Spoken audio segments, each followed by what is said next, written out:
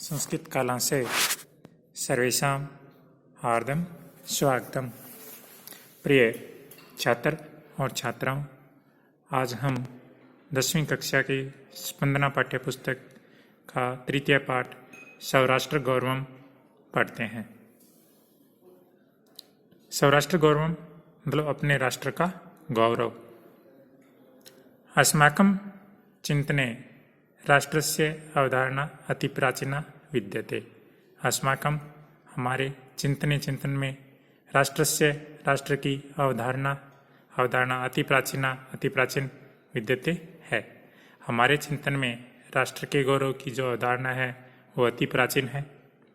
वेदेषु आराष्ट्रे राजन्यः यजुर्वेदः, वयं राष्ट्रे जागर्यां यजुर्वेदः, अहं राष्ट्री संवनी वशूनां ऋग्वेदः इत्यादिषु बहुषु मंत्रेषु राष्ट्रशब्दस्य प्रयोगेन एतत् स्पष्टम अस्ति। अर्थात वेदों में भी राष्ट्र के जो शब्द है उसके ऊपर चर्चा की गई है। जैसे कि आराष्ट्रे राजन्य के अंदर राष्ट्र शब्द प्रयुक्त हुआ है। वयम राष्ट्रे जागर्याम जो यजुर्वेद का है उसके अंदर भी राष्ट्र शब्द प्रयुक्त हुआ है। अहम राष्ट्री संगमनी वसुनाम जो कि ऋग्वेद का है उसमें भी राष्ट्र शब्द प्रयुक्त हुआ है। तो इन सभी मंत्रों के अंदर राष्ट्र शब्द का प्रयोग हुआ है। अस्मदीय राष्ट्र संबंधिनी अवधारणा अर्वाचीना। अस्मदीय हमारी राष्ट्र संबंधिनी राष्ट्र से संबंधित अवधारणा अर्वाचीना नवीन है। हमारे राष्ट्र से संबंधित जो अवधारणा है वो नवीन है। पश्चिमागता च इति ये मन्यते ते तु वस्तुतः भ्रांताः सन्ति। पश्चिमागता पश्चिम से आई हुई है, यानी राष्ट्र से संबंधित जो अवधारणा पश्चिम से आई है। इति इस प्रकार से ये जो मन्यन्ते मानते हैं, ते तु वह तो वस्तुतः वास्तव में भ्रांति संति है कि राष्ट्र से संबंधित अवधारणा है वो पश्चिम देशों से आई है। ये तो एक भ्रांति मात्र है। अस्माकम इदम भारतवर्षम एकम चिरपुरातनम सनातनम च राष्ट्रम वर्तते। अस्माकम हमारा इदम यह है भारतवर्षम भारत देश एकम एक चिरपुरातनम अत्यंत प्राचीन सनातनम च और सनातन राष्ट्र वर्तते है। यह हमारा भारत देश तो अत्यंत प्राचीन और सनातन राष्ट्र है। किंतु अतर ऋषिभिः मुनिभिः कविभिः तत्व चिंतकश्च केवलं भौतिकं भौगोलिकं राजनीतिकं च घटकम एव राष्ट्रमिति नैव मत्यम। किंतु अतर यहाँ ऋषि भी ऋषियों के द्वारा, मुनि भी मुनियों के द्वारा, कवि भी कवियों के द्वारा, तत्व चिंतक तत्व जो चिंतन वेता हैं उनके द्वारा केवल भौतिकम भौतिक, भौगोलिकम भौगोलिक, राजनीतिकम च और राजनीतिक, घटकम एव घटक को ही राष्ट्रम इति राष्ट्र है। नैव मतम न एव न नहीं एव ही मतम माना गया है।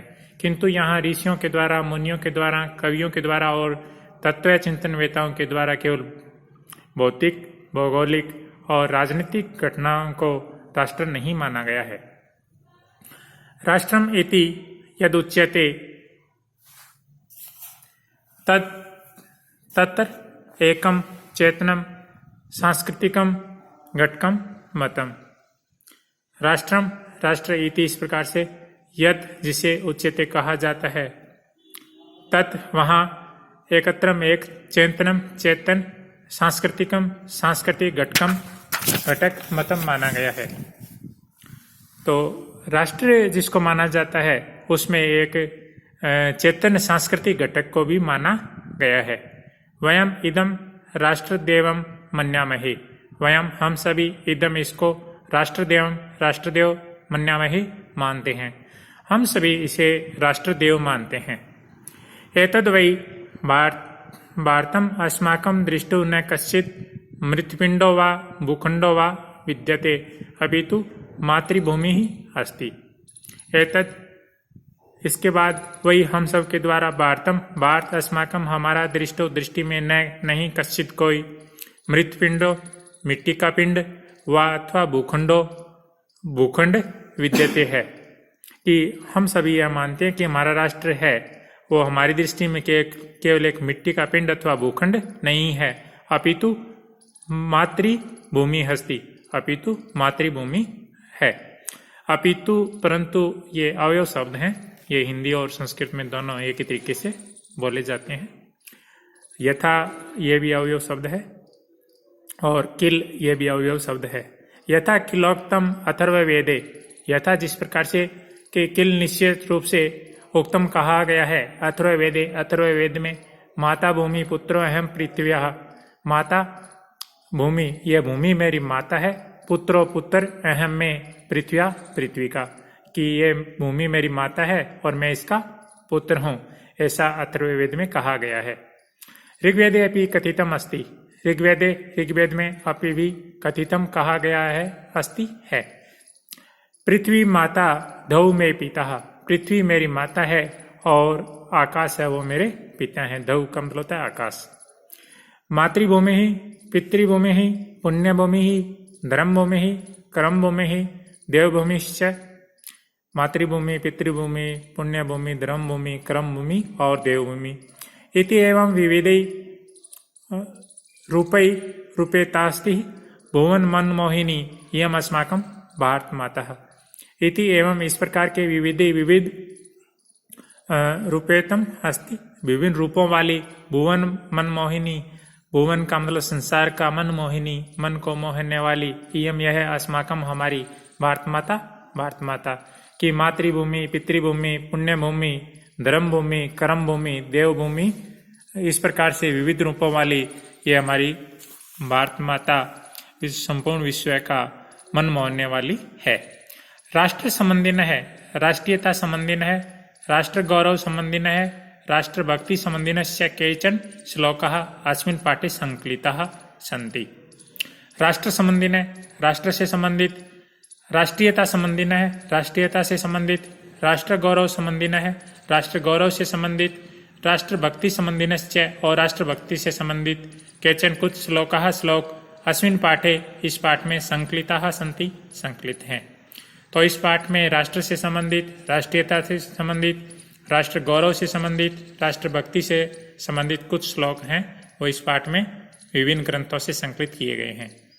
सौ राष्ट्र गौरवम, सौ का मतलब होता है अपने राष्ट्र देश का, गौरवम गौरव, अपने देश का गौरव अथवा अपने राष्ट्र का गौरव।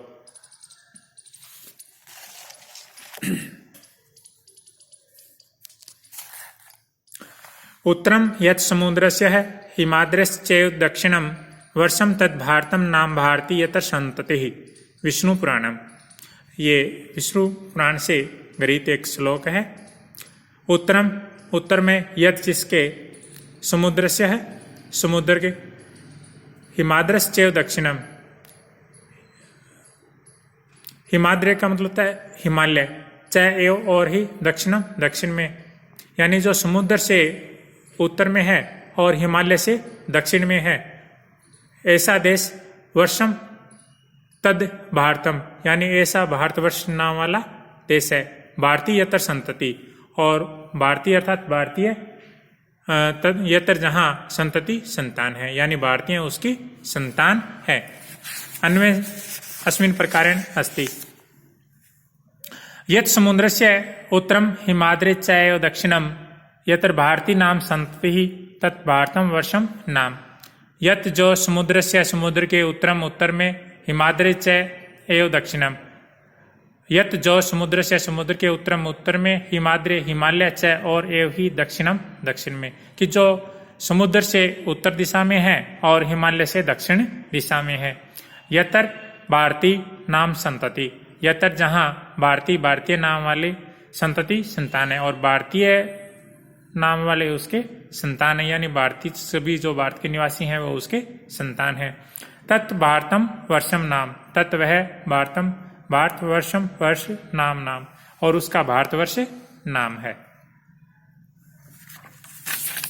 द्वितीय है श्लोक है हिमालयात् समारभ्य है यावत् इंदु सरोवरम तम देव निर्मितम देशम हिंदुस्तानम प्रचक्षते।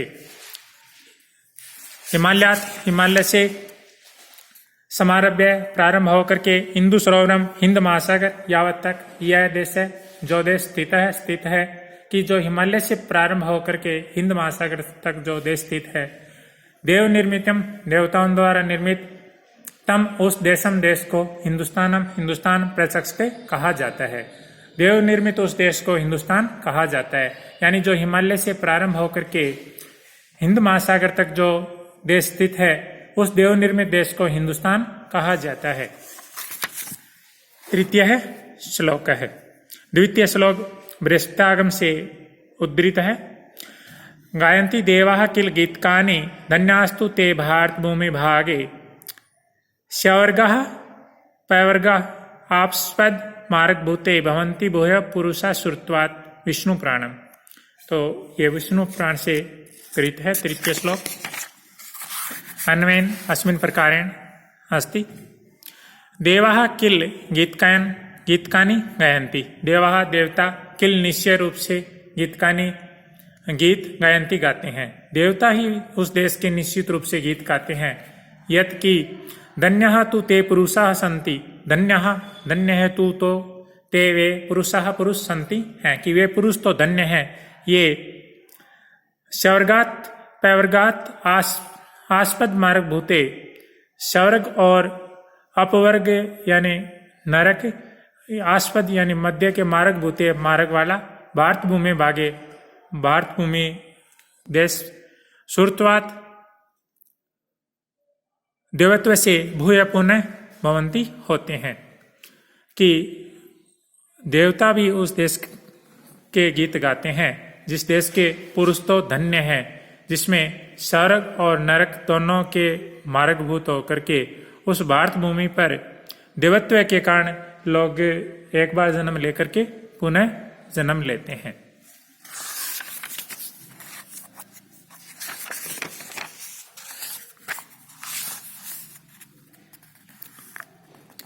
संप्रापे भारते जन्म सत्कर्मसु प्रांगमुखः पीयूष कलशम हित्वा विष भाण्डम उपाश्रितः वृद्ध नारदीय पुराणम। भारते जन्म संप्राप्य अपि योजन सत्कर्मसु प्रांगमुखः भवति स पीयूष कलशम हित्वा विष भाण्डम उपाश्रितः।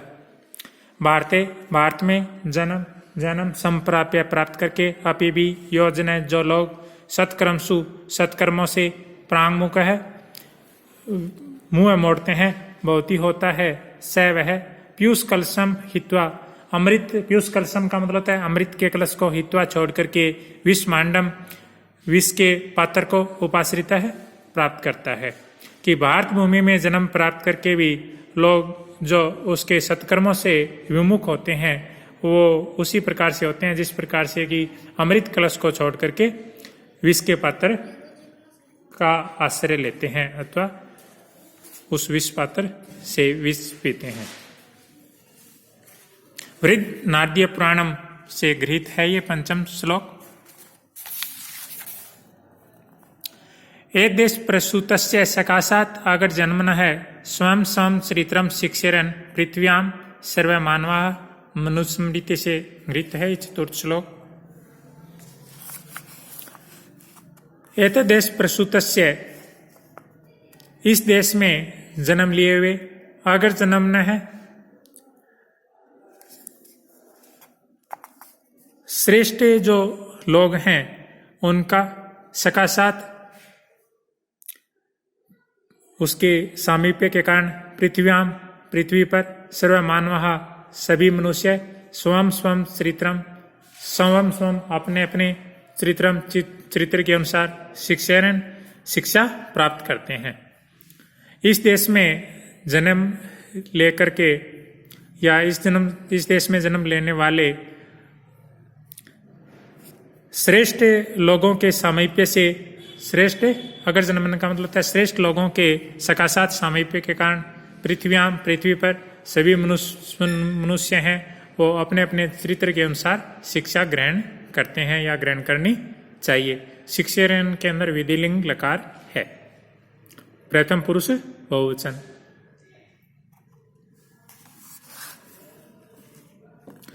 अपि सवर्णमयी लंका न मे लक्ष्मण रोस्ते जननी जन्मभूमिश्च स्वर्गात् अपि गरीयसी। अज्ञातम। हे लक्ष्मण, सवर्णमयी अपि लंका में न रोचते जननी जन्मभूमिश्च स्वर्गादपि गरीयसी भवति।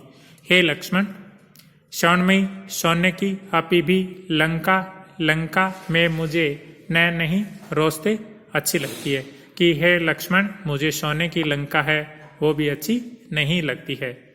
जननी माता, जन्मभूमिश्च और जन्मभूमि, स्वर्गात स्वर्ग से अपि भी गरीयसी बढ़कर के बहुत ही होती है।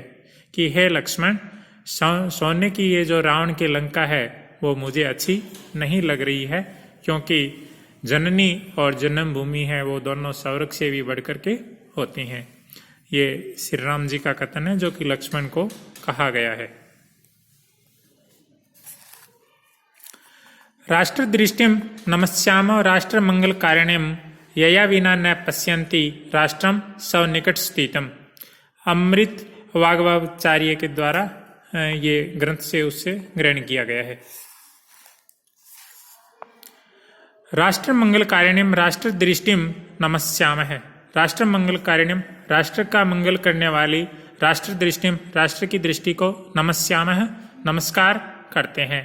यया विना, जिसके विना सव निकट स्थितम, अपने पास में स्थित, अपि भी राष्ट्रम, राष्ट्र को नहीं पश्यन्ति देखते हैं, जिसके कारण अपने पास में स्थित राष्ट्र को भी नहीं देखते हैं। कि राष्ट्र का मंगल करने वाली राष्ट्र दृष्टि को नमस्कार करते हैं, क्योंकि जिसके बिना अपने पास में स्थित भी राष्ट्र को नहीं देखते हैं।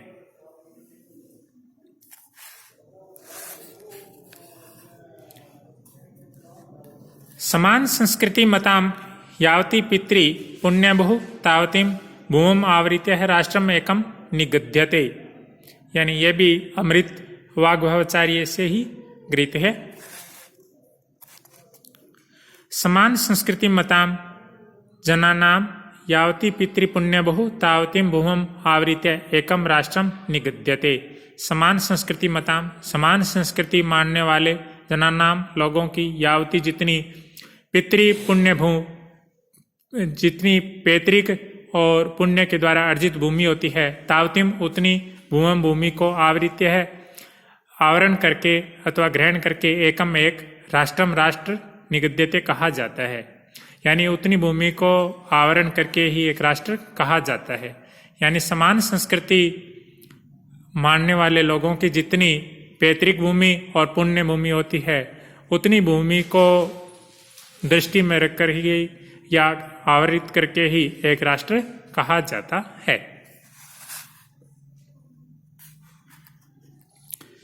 पितृभूत्वं पुण्यभूत्वं द्वयं यस्य न विद्यते तस्य स्वत्वं तत्र राष्ट्रे भवितुं न किलहार्ति। ये भी अमृत वाग्भवाचार्य से ही गृहीत है।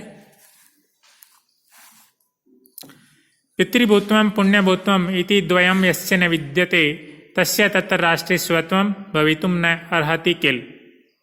पितृभूत्वं पैतृक भूमि, पुण्यभूत्वं पुण्य भूमि इति, इस प्रकार से द्वयम दोनों, यस्य जिसके न नहीं विद्यते होते हैं, जिसकी पैतृक भूमि और पुण्य भूमि ये दोनों नहीं होती हैं, तस्य उसका तत्र वहाँ राष्ट्र में स्वत्वम अपनत्व की भावना भवितुम होने में न नहीं अर्हति योग्य होता है किल निश्चय ही। कि जिसकी ना तो पैतृक भूमि होती है और ना ही पुण्य भूमि होती है, उसका उस राष्ट्र के प्रति अपनत्व का भाव होने में निश्चित रूप से असमर्थ है। यानी उस देश के निवासी से लगाव तभी हो सकता है जब कि या तो उसकी वहाँ पैतृक भूमि होती है अथवा या उसकी पुण्य भूमि होती है। यदि ये दोनों ही नहीं होती हैं तो वह उस देश का नागरिक कहलाने के योग्य नहीं होता। राष्ट्रस्य उत्थान पतने राष्ट्रीय अवलंब्य ही भवतः सर्वदा तस्मात् शिक्षणीयस्तु राष्ट्रीय। ये भी अमृत वाग्भवाचार्य से गृहीत है। राष्ट्रियान् अवलम्ब्य हि राष्ट्रस्य उत्थान पतने भवतः तस्मात् राष्ट्रिया तु सर्वदा शिक्षणीयः। राष्ट्रियान् राष्ट्र के देशवासियों के, अवलंब्य सारे ही निश्चित रूप से राष्ट्रस्य राष्ट्र का अथवा देश का उत्थान पतने उत्थान और पतन भवतः होता है। उस देश के जो निवासी होते हैं उनके आश्रित ही उस देश का उत्थान और पतन होता है। इसलिए तस्मात् इसलिए राष्ट्रीय उस देश के निवासी तो निश्चित रूप से सर्वदा हमेशा शिक्षणीय शिक्षा के योग्य होते हैं।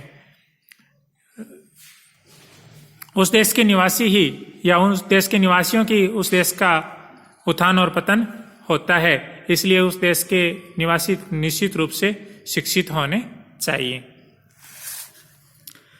विद्या शस्त्रम च शास्त्रम च द्वे विद्ये प्रतिपत्तये शस्त्रेण रक्षिते राष्ट्रम शास्त्र चर्चा प्रवर्तते। चाणक्यः। शस्त्रम च शास्त्रम च इति द्वे विद्ये प्रतिपत्तये स्तः शस्त्रेण राष्ट्रे रक्षितेस्ति शास्त्र चर्चा प्रवर्तते।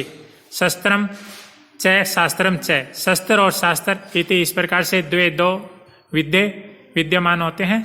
प्रतिपत्तये प्राप्त करने के लिए या ज्ञान के लिए, कि शस्त्र और शास्त्र हैं ये दो विद्याएं हैं वो प्राप्त करने के लिए ही होती हैं। शस्त्रेण राष्ट्रे रक्षिते, शस्त्रेण शस्त्र से राष्ट्रे राष्ट्र की रक्षिते रक्षा होती है। शास्त्र चर्चा प्रवर्तते, जब राष्ट्र की रक्षा होती है तो उसके बाद में शास्त्र की जो चर्चा है वो प्रवर्तित होती है। विद्याएं दो प्रकार की मानी गई हैं, शस्त्र विद्या और शास्त्र विद्या। तो शस्त्र विद्या से राष्ट्र की रक्षा होने पर शास्त्र चर्चा प्रवर्तित होती है। शब्दार्थान स्मरणं कुरु लिखित च। पठतु संस्कृतम वदतु संस्कृतम जयतु भारतम जयतु संस्कृतम। धन्यवादः। पुनर्मिलामः।